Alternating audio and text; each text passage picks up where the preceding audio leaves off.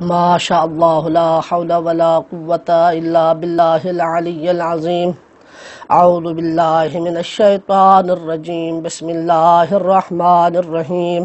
الصلاة والسلام علی سید الانبیاء والمرسلین ابی القاسم محمد اللہم صلی علی محمد وآل محمد ثم الصلاة والسلام علی آلہ الذین اذهب اللہ عنہم الرجس وطہرہم تطہیرا اللہم صلی علی محمد وآل محمد۔ کتاب منیت المرید فی آداب المفید والمستفید، مقدمہ چاند ابواب اور خاتمہ پر مشتمل ہے، اور مقدمہ 7 فصلوں پر مشتمل ہے۔ پہلی فصل قرآن کریم سے علم کی فضیلت کے بارے میں ہے کہ جس کو بیان کر چکے ہیں، اور آج دوسری فصل میں علم کی فضیلت احادیث جناب رسول خدا صلی اللہ علیہ وآلہ وسلم کی روشنی میں بیان کرنا چاہتے ہیں۔ صاحب کتاب فرماتے ہیں وَأَمَّا السُّنَّةُ، بہرحال جہاں تک حدیث نبوی کی بات ہے، فَهِيَ فِي ذَلِكَ كَثِيرَةٌ، علم کی فضیلت میں بہت سی احادیث جناب رسول خدا سے مروی ہے۔ تنبو عن الحصر، اتنی روایات ہیں، اتنی احادیث جناب رسول خدا ہے کہ جن کا حصر نہیں کیا جا سکتا، جن کا احاطہ نہیں کیا جا سکتا۔ وَمِنْهَا قول النبی صلی اللہ علیہ وآلہ، اس کے بعد جب مصنف نے یہ کہہ دیا کہ احادیث جناب رسول خدا علم کی فضیلت پر، عالم کی فضیلت پر بہت زیادہ ہیں کہ جن کا احاطہ کرنا، جن کا حاصر کرنا، جن کو شمار کرنا انسان کی طاقت سے باہر ہے، جن کا حاصر نہیں کیا جا سکتا، تو اس کے بعد صاحب کتاب جناب رسول خدا کی احادیث علم کے بارے میں اور عالم کی فضیلت کے بارے میں بیان کرنا شروع ہوئے ہیں۔ پہلی حدیث لا رہے ہیں صاحب کتاب، فرماتے ہیں کہ جناب رسول خدا فرماتے ہیں من یرید اللہ بہ خیرا اراد یرید، من یرید اللہ بہ خیرا، اللہ جب بھی اپنے بندوں میں سے کسی کے ساتھ نیکی کا ارادہ رکھتا ہے، یفقہہ فی الدین، تو خدا اسے دین میں غور و فکر کرنے والا بنا دیتا ہے، یعنی خدا اسے فقہ کا دین عطا کرتا ہے، خدا اسے اپنے حلال اور حرام کا دین، حلال اور حرام سمجھنے کا علم عطا کرتا ہے۔ دوسری حدیث میں جناب رسول خدا فرماتے ہیں وَقَوْلُهُ صلی اللہ علیہ وآلہ، دوسری حدیث جناب رسول خدا سے ہے، فرمایا طلب العلم فریضۃ علی کل مسلم، دوسری حدیث میں ہے وہ مسلمات، کہ علم کا حاصل کرنا ہر مسلمان مرد اور عورت پر فرض ہے۔ کتاب منیت المرید سے پہلے کتاب آداب المتعلمین ہے کہ جس میں یہی حدیث ذکر ہوئی ہے، تو وہاں پر صاحب کتاب آداب المتعلمین نے اس حدیث کی تفسیر کرتے ہوئے فرمایا کہ یہ جو کہا گیا ہے کہ علم کا حاصل کرنا فرض ہے ہر مسلمان مرد اور عورت پر، اس علم سے کیا مراد ہے؟ کہا کہ فرمایا کہ علم سے 2 چیزیں مراد ہیں، ایک ہے علم الحال اور دوسرا ہے علم المعال، یعنی ایک ہے حال کا علم اور دوسرا ہے مستقبل کا علم۔ تو جو علم ہر مسلمان مرد اور عورت پر حاصل کرنا فرض ہے وہ علم الحال ہے، حال کا علم ہے، نہ کہ مستقبل کا علم، جسے ہم دوسری زبان میں تعبیر کرتے ہیں روز مرہ مبتلا بہ مسائل کا علم۔ یہ ہر مسلمان مرد اور عورت پر فرض ہے، اس سے کسی کو بھی چھٹکارا نہیں ہے۔ تیسری حدیث میں جناب رسول خدا فرماتے ہیں وقولہ صلی اللہ علیہ وآلہ، جناب رسول خدا کا فرمان ہے من طلب علما فأدرکہ کتب اللہ لہ کفلین من الاجر، کہ جو شخص بھی علم کی طلب کے لیے نکلا، من طلب علما، جس نے علم کو طلب کیا، جس نے چاہا کہ وہ علم حاصل کرے، فأدرکہ، اور اس کے لیے مواقع علم حاصل کرنے کے فراہم ہو گئے اور اس نے علم کو پا لیا اور وہ عالم بن گیا، کتب اللہ لہ کفلین من الاجر، تو اللہ اسے اجر کے 2 حصے عطا کرے گا۔ اور فرمایا ومن طلب علما، چاہا کہ علم حاصل کرے، علم کی طلب کے لیے نکلا، فلم یدرکہ، مگر اس علم کو پا نہیں سکا، عالم بن نہیں سکا، کتب اللہ لہ کفلا من الاجر، اس کے باوجود بھی اللہ سبحانہ وتعالی اسے اپنی رحمت اور اجر کا ایک حصہ ضرور عطا کرے گا، اس لیے کہ وہ علم کے لیے نکلا تو ضرور ہے، علم کی حاصل کرنے کی کوشش تو کی ہے، یہ علیحدہ بات ہے کہ وہ علم حاصل نہیں کر سکا۔ تیسری حدیث قولہ صلی اللہ علیہ وآلہ، تیسری حدیث میں جناب رسول خدا فرماتے ہیں من احب ان ینظر الی اتقاء اللہ من النار۔ اب طالب علم کی فضیلت کو جناب رسول خدا بیان فرما رہے ہیں، فرمایا کہ جو پسند کرتا ہے اس بات کو کہ وہ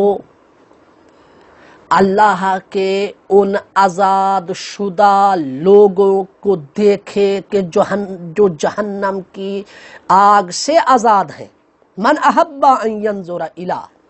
اتقاء اللہ من النار، جو چاہتا ہے، جو پسند کرتا ہے، جو اس بات کو محبوب رکھتا ہے کہ وہ ان لوگوں کو دیکھے کہ جو جہنم سے آزاد کردہ لوگ ہیں، فلینظر الی المتعلمین، بس وہ علم دین حاصل کرنے والے طلباء کی طرف دیکھ لے۔ فوالذی نفسی بیدہ، جناب رسول خدا فرماتے ہیں مجھے قسم ہے اس ذات کی جس کے قبضہ قدرت میں مجھ محمد کی جان ہے، ما من متعلم یختلف الی باب العالم المعلم الا کتب اللہ لہ بکل قدم عبادت سنت۔ سبحان اللہ، فرمایا کہ مجھے قسم ہے اس ذات احدیت کی کہ جس کے قبضہ قدرت میں میری جان ہے، جب بھی کوئی طالب علم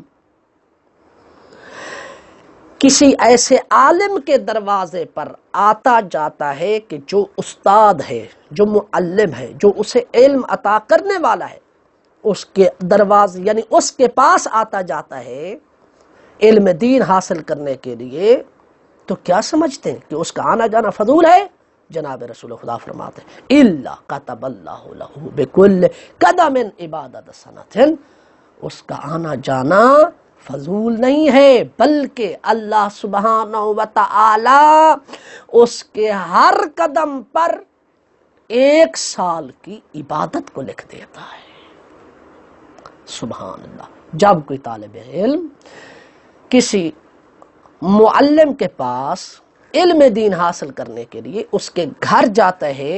تو اللہ سبحانہ وتعالی ہر قدم کے بدلے 1 سال کی عبادت لکھ دیتا ہے۔ وَبَنَى اللَّهُ لَهُ بِكُلِّ قَدَمٍ مَدِينَةً فِي الْجَنَّةِ، اور ہر قدم کے بدلے اللہ سبحانہ وتعالی جنت میں اس کے لیے ایک شہر بنا دیتا ہے۔ وَيَمْشِي عَلَى الْأَرْضِ وَهِيَ تَسْتَغْفِرُ لَهُ۔ اللہ اکبر، طالب علم کی شان یہ ہے کہ جناب رسول خدا فرماتے ہیں کہ طالب علم چلتا تو زمین پر ہے، وہی زمین تستغفر لہو، اس طالب علم کے لیے استغفار کر رہی ہوتی ہے۔ وَيُمْسِي وَيُصْبِحُ مَغْفُورًا لَهُ، فرمایا کہ وہ شام کرتا ہے، وہ صبح کرتا ہے اس حال میں کہ اللہ سبحانہ وتعالی اس کے گناہوں کو بخش دیتا ہے۔ وَشَهِدَتِ الْمَلَائِكَةُ عَلَىٰ أَنَّهُ مِنْ أُتَقَاءِ اللَّهِ مِنَ النَّارِ، اور ملائکہ گواہی دیتے ہیں اس بات پر کہ طالب علم اللہ کے جہنم سے آزاد کرتا لوگوں میں سے ہے، یعنی طالب علم وہ ہے کہ جو جنتی ہے، جنتی، اور یہ اللہ کی جہنم سے آزاد کرتا ہے۔ کتنی فضیلت ہے طالب علم کی، اور یہ فضیلت وہی سمجھ سکتا ہے کہ جب وہ ان روایات کو پڑھے گا۔ اس لیے علماء فرماتے ہیں کہ علم دین حاصل کرنے کے لیے جب طالب علم حوزہ علمیہ میں آتا ہے تو اس کا وظیفہ ہے کہ وہ اپنی درس و تدریس کا سلسلہ شروع کرنے سے پہلے علم حاصل کرنے کی جو فضیلت ہے، علم حاصل کرنے کے جو آداب ہے، علم حاصل کرنے کی جو شرائط ہے، ان کو پڑھے تاکہ اسے علم ہو، اس بات کا اسے اطمینان اور یقین ہو کہ جو کام میں کرنے جا رہا ہوں، یہ جو علم دین حاصل کرنے جا رہا ہوں، یہ کوئی عام علم نہیں ہے، بلکہ یہ وہ علم ہے کہ جس کے ہر قدم پر اللہ 1 سال کی عبادت لکھ رہا ہے۔ ہم نے دیکھا ہے بہت سے ایسے طلبہ ہیں کہ جو علم دین حاصل کرنے کے لیے مدارس میں آتے ہیں، کچھ عرصے کے بعد وہ یہ فیلڈ چھوڑ جاتے ہیں، وہ علم دین حاصل کرنا چھوڑ جاتے ہیں۔ اس کی وجہ یہ ہے کہ وہ علم اور طالب علم اور عالم کی فضیلت پر مشتمل روایات سے آگاہ نہیں ہوتے۔ ایک قصہ ذکر کرتا چلو، ایک واقعہ ہے ہمارے استاد محترم نے ذکر کیا تھا۔ وہ فرماتے ہیں کہ ہمارے استاد نے فرمایا کہ ایک طالب علم اس طلبگی والی فیلڈ سے، طالب علمی والی فیلڈ سے بدظن ہو کر جا رہا تھا، یعنی اس کا ارادہ بنا کہ میں اب طالب علم نہیں بننا چاہتا ہوں،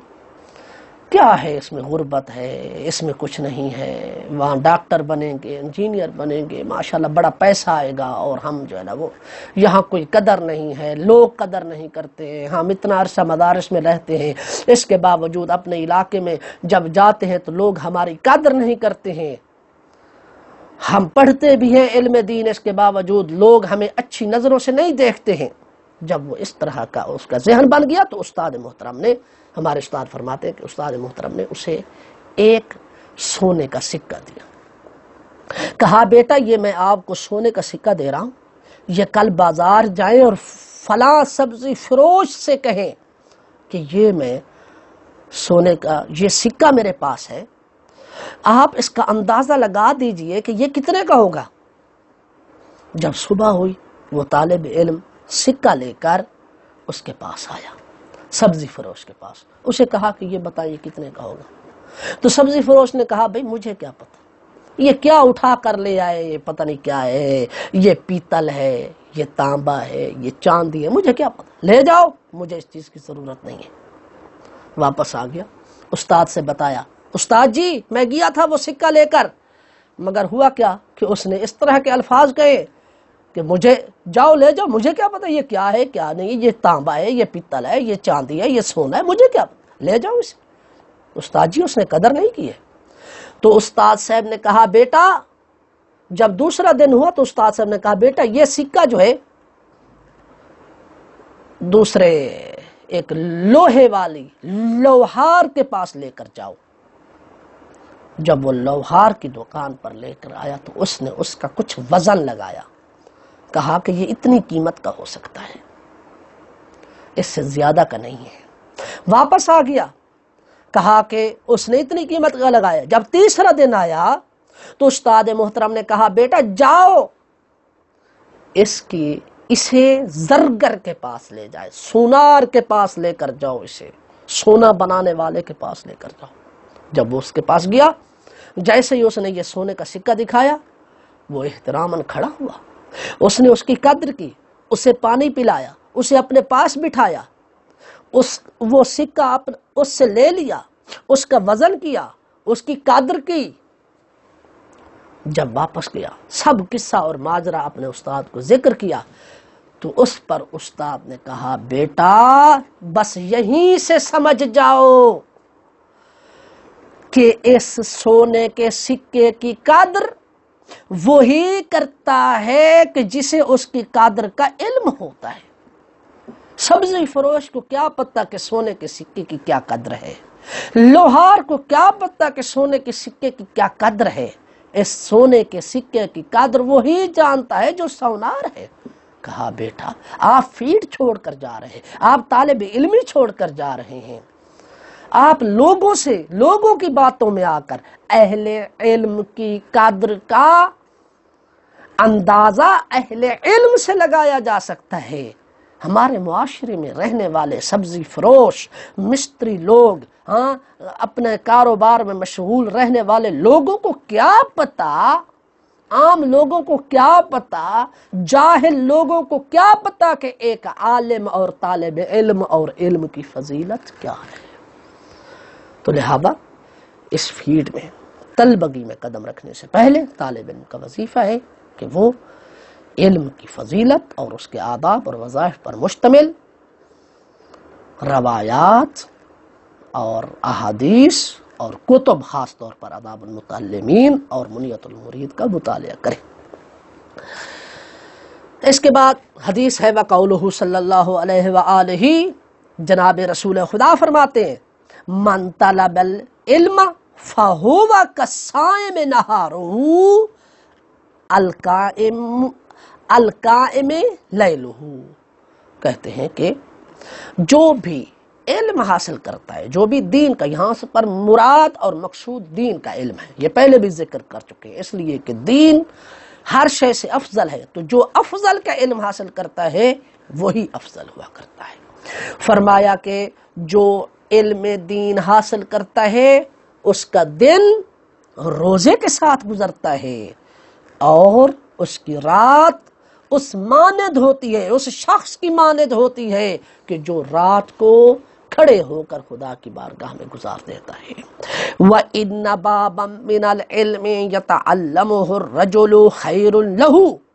مِنْ أَنْ يَكُونَ لَهُ أَبُو قَيْسٍ ذَهَبًا فَأَنْفَقَهُ فِي سَبِيلِ اللَّهِ۔ کہا علم کا ایک باب کہ جس کو کوئی طالب علم، جس کو کوئی انسان سیکھتا ہے، اس کے لیے بہتر ہے اس ابو قبیس پہاڑی سے، اس سونے سے بہتر ہے کہ جو سونا ابو قبیس پہاڑی جتنا ہو فَأَنْفَقَهُ فِي سَبِيلِ اللَّهِ، اور اس سونے کو وہ راہ خدا میں خرچ کر دے۔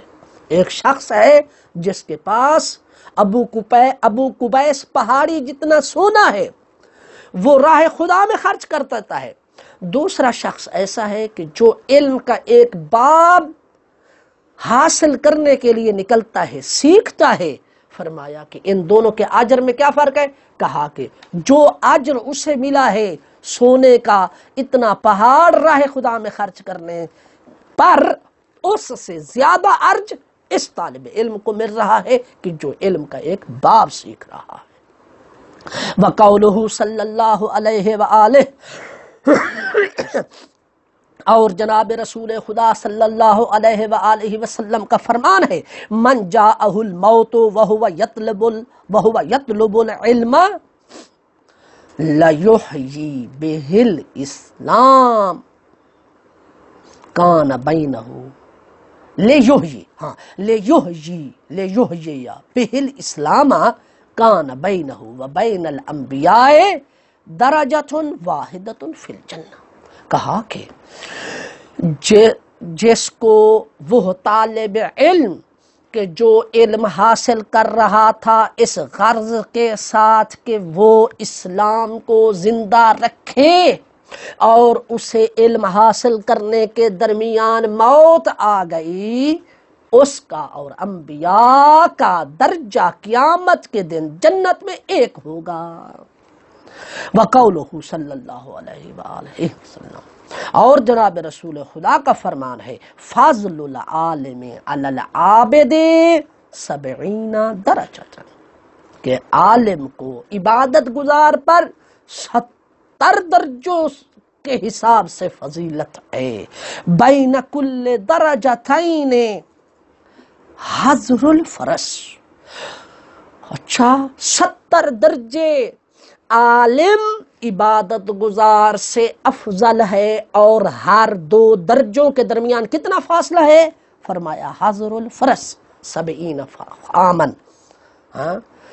2 درجوں کے درمیان فاصلہ اس تیز رفتار گھوڑے کا ہے جو 70 سال تک دوڑتا رہے، پھر جا کر ان 2 درجوں کا فاصلہ ختم ہوگا۔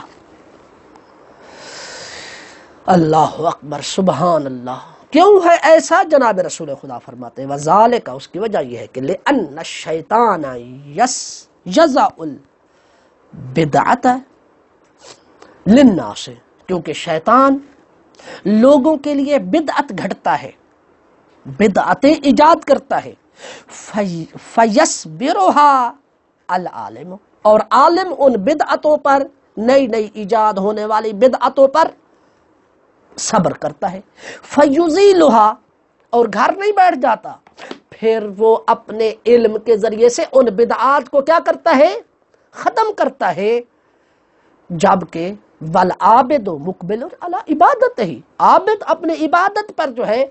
جاری اور ساری ہے، عابد اپنی عبادت پر باقی رہتا ہے، جبکہ عالم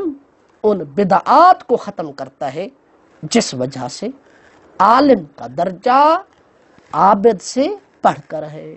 وقولہ صلی اللہ علیہ وآلہ، اور جناب رسول خدا صلی اللہ علیہ وآلہ وسلم کا فرمان ہے، فضل العالم علی العابد کفضلی علی ادناکم، فرمایا کہ عالم کی فضیلت عبادت گزار پر اس طرح ہے جس طرح کہ میری فضیلت میری امت کے کم سے کم شخص پر ہے، کفضلی علی ادناکم، جس طرح کہ میرا فضل تم میں سے جو کم درجے کا شخص ہے اس پر ہے۔ ان اللہ و ملائکتہ و اہل السماوات والارض حتی النملۃ